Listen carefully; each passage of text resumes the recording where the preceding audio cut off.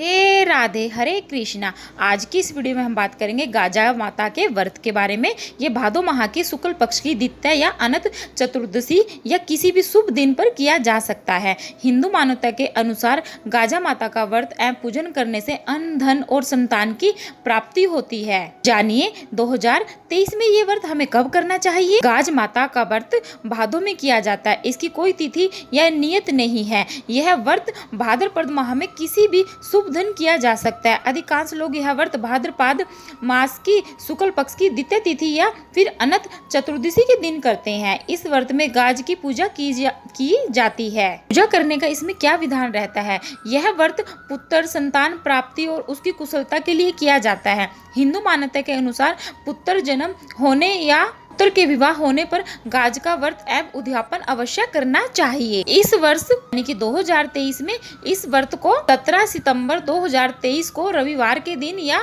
भाद्रपद माह के किसी भी शुभ दिन अपनी इच्छा अनुसार किया जा सकता है। व्रत की विधि ऐसे है। व्रत के दिन प्रातः काल स्नान आदि नित्य क्रिया से निवृत्त होकर स्वच्छ वस्त्र धारण करने चाहिए। पूजा के लिए दीवार पर घर की ज्येष्ठ बहू या पुत्रवती बहू स्त्री गाज का चित्र बनाए। इसमें एक भील भीलनी और एक बच्चा बनाया जाता है। भील भीलनी के सिर पर टोकरियां बनाएं। कुछ परिवारों में मिट्टी से गाज बनाकर उस पर जौ लगाए जाते हैं। जैसे कि हम तो मिट्टी की बनाते हैं, मिट्टी की बनाकर उस पर जौ लगाते हैं। कुछ परिवारों में कच्चे सूत के 3 धागे रखकर ही पूजा की जाती है।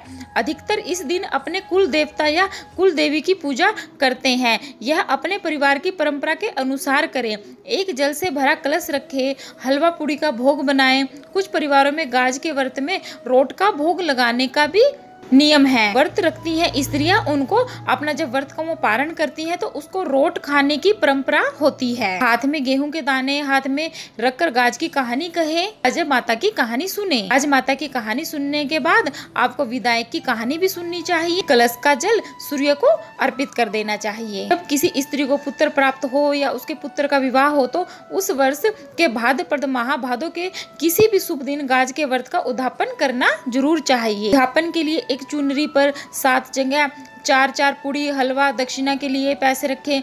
फिर एक जल के कलश पर स्वास्तिक बनाएं। विधि अनुसार गाज की पूजा करें और गेहूं के 7 दाने हाथ में लेकर गाज माता की कथा जरूर सुने। गाज की कथा सुनने के बाद विनायक की कथा कहे या सुने। पति बप्पा की कथा जरूर सुननी चाहिए। वह जो आपने जल अपने पास रखा है कलश भर के, उसको आपको सूर्य को अर्घ जरूर दे देना चाहिए। साड़ी पूड़ियाँ हलवा व दक्षिणा के पैसे चुनरी के साथ अपनी सासू माँ या किसी ब्राह्मणी को देकर उनके चरण स्पर्श करें, का आशीर्वाद लें। तत्पश्चात 7 ब्राह्मणों को भोजन कराएं और उन्हें दक्षिणा देकर संतुष्ट करें। अगर आज के टाइम में 7 ब्राह्मणों को आप भोजन नहीं करा सकते तो एक ब्राह्मण और ब्राह्मणी के जोड़े को बुलाकर जरूर उनको खाना खिलाएं। उसके बाद समय भोजन करें। गाज माता के व्रत की कथा।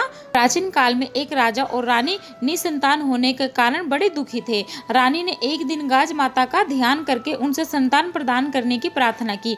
रानी ने प्रण किया कि यदि मेरे पुत्र हुआ तो मैं भाद्रपद मास में गाज माता का व्रत एवं पूजन करूंगी और हलवे की कढ़ाई करूंगी। गाज माता की कृपा से रानी गर्भवती हो गई और उसे पुत्र की प्राप्ति हुई। दुर्भाग्यवश रानी भाद्रपद मास में गाज माता व्रत एवं पूजन करना और हलवे की कढ़ाई करना भूल गई।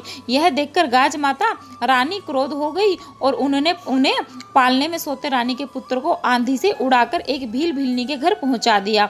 वह भील भीलनी गाज माता के भक्त थे। जब भील भीलनी ने अपने घर में पालने में सोता बालक देखा तो उनकी प्रसन्नता का ठिकाना नहीं रहा। वो भील भीलनी भी निसंतान होने से दुखी थे।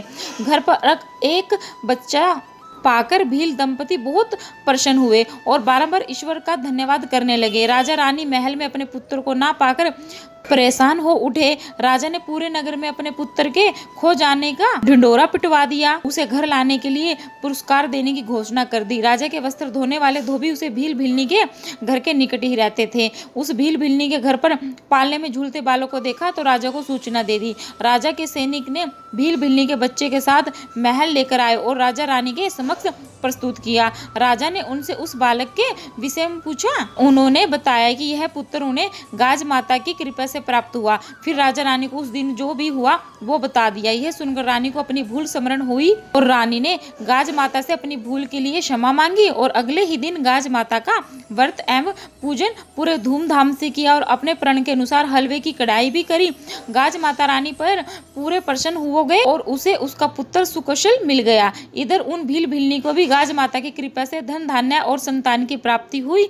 हे माता, आपने जिस प्रकार राजा और रानी भील भिलनी की मनोकामना पूर्ण की है, उसी प्रकार सभी की मनोकामनाएं पूर्ण करें। आपके बच्चों को विवाह नहीं हो रहा है तो आप इस व्रत को जरूर रखें। अगर आपको संतान नहीं हो रही है तो भी आप इस व्रत को जरूर रखें। आपको भी धन चाहिए तो भी आप इस व्रत को जरूर रखें। जिस दिन आप व्रत रखते हैं उसी दिन गाज डोरा खोलना चाहिए। बाकी आप व्रत वाले दिन भी ये धागा बांधकर कोई भी शुभ दिन गाज डोरे को खोल सकते हैं।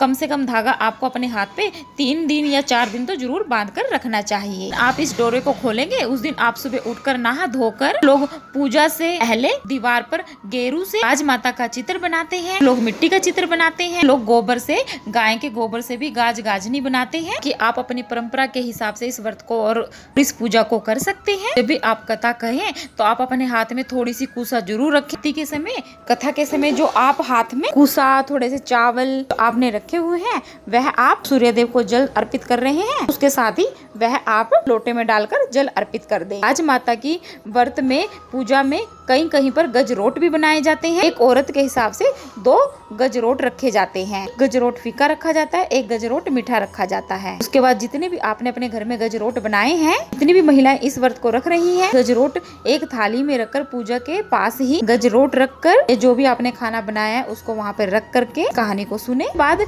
कुछ लोग अपनी सुनने के बाद ही अपने गज खोलकर गाज माता के पास रख देते हैं। कुछ लोग कहानी सुनने से पहले ही जो गाज आपने हाथ में बांधी है, वह धागा आपने बांधा है, वो खोल करके अपने हाथ में ले करके कहानी सुनते हैं। जब हम गाज खोलते हैं तो हमें बोलना है, गाज खोलू काहे पर, धन पर, दौलत पर, बच्चों पर, सुहाग पर, सुराल पक्ष। एक दूसरे से मिलकर कहती हैं जो भी महिलाएं इस व्रत को रखती हैं। को कहा जाता है गज खोलना। के बाद आप अपनी गज को खोलने के बाद या तो आप घर के बाहर गोबर में दबा दें या मिट्टी में दबा दें। गाँव में तो अक्सर होती है गाय भैंस, तो वहाँ पे दबा दें। आप अपने घर के ही किसी गमले की मिट्टी में इसको दबा दें। गाज माता के व्रत में जो भी आपके घर में बनता है, चाहे हलवा बनता है, तो पहली बार इस व्रत को रख रहे हैं वो अपने हिसाब से, उनको नमक का रखना है तो सात्विक आप आलू, पूरी और हलवा बना लें अपने हिसाब से और अपने रीति रिवाज के हिसाब से, परंपरा के हिसाब से ये व्रत कर लें। खाना बना लें। ये व्रत खाना बनता है, गाज माता का जो ये व्रत का खाना बनता है,